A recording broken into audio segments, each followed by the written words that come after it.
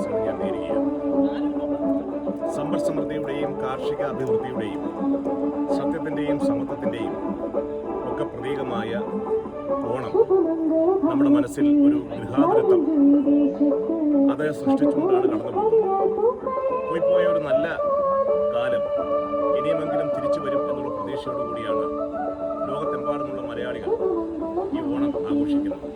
നമ്മുടെ സംസ്കാരം, നമ്മുടെ സംസ്കൃതി, നമ്മുടെ കാർഷിക സംസ്കാരം അതൊക്കെ കുറച്ചെങ്കിലും തിരികെ കൊണ്ടുവരുവാൻ നമുക്കെല്ലാം ആത്മാർത്ഥമായി പ്രവർത്തിക്കാം. സത്യധർമ്മ ബോധങ്ങൾ അനുസരിച്ച് നമ്മുടെ അയൽവാസികളെയും നമ്മുടെ സമൂഹത്തെയും സ്നേഹിക്കുന്ന നല്ല മനുഷ്യരായി മാറണം എന്നുള്ള ആ ചിന്തയോടുകൂടി പ്രവർത്തിച്ചാൽ കലഹങ്ങൾ ഒഴിവാക്കുവാൻ കഴിയും. അതോടൊപ്പം തന്നെ തർക്കങ്ങൾ ഒഴിവാക്കുവാൻ കഴിയും.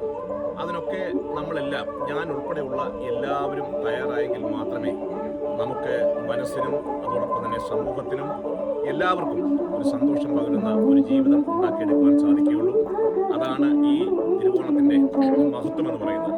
മഹാബലി തമ്പുരാൻ്റെ ആ കാലഘട്ടത്തിലേക്ക് അതുപോലെ നമുക്ക് തിരിച്ചു വരാൻ കഴിയുന്നില്ലെങ്കിലും കുറച്ചെങ്കിലും ആത്മാർത്ഥമായ ഒരു പ്രവർത്തനം, സമൂഹത്തിന് വേണ്ടി ജീവിക്കുന്ന ഒരു പ്രവർത്തനം, അതോടൊപ്പം തന്നെ എല്ലാവരെയും ഒരുപോലെ കാണുന്ന ഒരു പ്രവർത്തനം, മതസൗഹാർദ്ദം, അതൊക്കെ സൃഷ്ടിക്കുന്ന ഒരു പ്രവർത്തന ശൈലി രൂപപ്പെടുത്തുവാൻ നമുക്കെല്ലാവർക്കും കഴിയട്ടെ.